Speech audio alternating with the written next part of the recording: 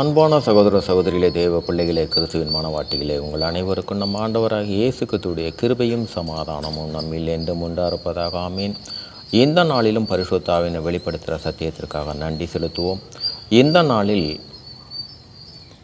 காரியம் என்னென்னு பார்த்தீங்கன்னா, 22 × 3 = 66. இது என்ன காரியம்? 22 × 3 = 66. சரி, இந்த காரியத்தை குறித்து ஆவியானவர் வெளிப்படுத்துகிற சத்தியத்திற்கு நன்றி செலுத்துவோம். நேற்றைய தினத்தில் குறிப்பிட்டது போல் எபிரேய எழுத்துக்கள் பார்த்திங்கன்னா மொத்தமே 22. இந்த 22ல்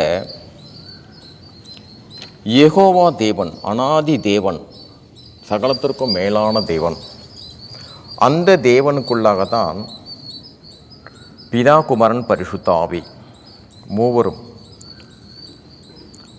அதாவது வார்த்தை சொல்லுவாங்க பிதாவான தேவன், பிதாவான தேவன்.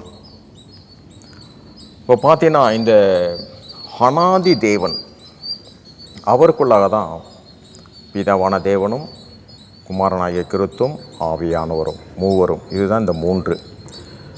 இந்த அனாதி தேவன் எபிரேய எழுத்துக்களை 23, அதாவது இந்த எபிரேய எழுத்தை குறித்துன்னா தேவனுடைய எழுத்துக்கள்னு சொல்லுவாங்க. இதை 22 எழுத்தாக வைத்தார். இப்போது ஆங்கிலத்தில் 26 எழுத்து இருக்கிற மாதிரி எபிரேய எழுத்து 22. இந்த 22 எழுத்துக்களுக்குள்ளாக தான் சர்வ லோகத்தையும் அவர் உள்ளாக வைத்தார். இந்த 22 வார்த்தைகளுக்குள்ளாக தான், எழுத்துக்களுக்குள்ளாக தான். நம்முடைய எழுத்துக்கள் போல அல்ல. நம்முடைய ஆங்கில எழுத்துக்களோ உலகத்தில் உள்ள எல்லா எழுத்துக்களும் ஒரு எண்களை குறிக்கும். ஆனால் எபிரேய எழுத்துக்கள் உள்ளும் அது எழுத்தாக அல்ல, எண்களை மாத்திரமல்ல, 3 காரியங்கள், ரகசியங்களை வைத்திருக்கும். ஒன்று ஆவிக்குண்டான காரியம், 2வது பூமிக்குண்டான காரியம், 3வது உலகத்துக்குண்டான காரியம். இது உள்ளாகவே அடங்கியிருக்கும். இதில் காரியத்தை பார்த்திங்கன்னா இந்த 3 காரியம். இப்போ சங்கீதம் 119 பார்த்தீங்கன்னா மொத்தம் 176 வசனம் வரும். இந்த 76 வசனத்தையும் 8 8 8ஆக தான், 22 8ஆக தான் தேவன் அதை பிரித்து வைத்தார். மெய்யாலும் இந்த 176 வசனத்துக்குள்ள சர்வத்திற்குள்ள ஆதாம் தொடங்கி நாம் இப்பொழுதும் பிதாவுடைய காரியம் போல தன்னுடைய குமாரனை அனுப்பினாரே பிதாவான தேவன், அதே போல் தேவனுடைய ரூபம் ஆகிற வரைக்கும் ஆதாம் தொடங்கி தேவனுடைய ரூபத்தை அடையும் வரைக்கும் இந்த 176க்குள்ளே அடங்கியிருக்கு. இப்போ இதில் பார்த்தீங்கன்னா அந்த 176 வசனத்தை 8 8 வசனங்களாக பிரித்து 22 எட்டுக்களாக பிரித்திருப்பார். இதில் பார்த்தீங்கன்னா இந்த 22 எழுத்துக்களையும் 3ஆக பிரித்தார். 3ஆக பார்த்தீங்கன்னா பிதா, குமாரன், பரிசுத்த ஆவி, இந்த மூவர்.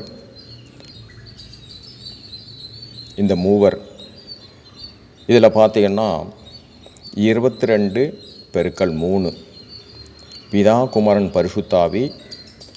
இந்த 22லேயும் இவங்க 3 பேருமாக நாமங்களாக வெளிப்பட்டு 66 அதிகாரங்களாக, முழு வேதங்களாக ஒன்று கூடி இந்த 66 அதிகாரங்கள், பழைய ஏற்பாடும் புதிய ஏற்பாடும் இணைந்து 66 அதிகாரங்களாக, அதுதான் இந்த 22 × 3. இந்த 176 வசனத்துக்குள்ளேயும் மூவருடைய காரியமும் நாமங்களாக வெளிப்பட்டு மீண்டுமாக இப்போது நாம் இரட்சிப்பின் மூலமாக, ஞானஸ்தானத்தின் மூலியமாக கிறிஸ்துவின் சாயல் என்கிற நீதியை அடைந்தோம். இப்போது பிதாவினுடைய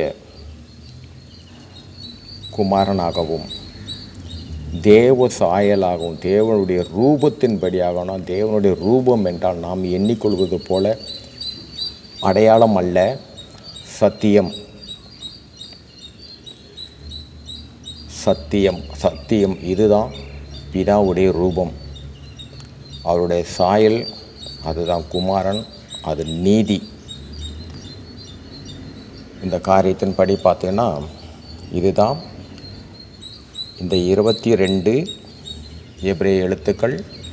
அதில் இந்த 22லும் பிதா, குமாரன், பரிசுத்தாவி இந்த மூவரும் இருக்கிறார்கள்.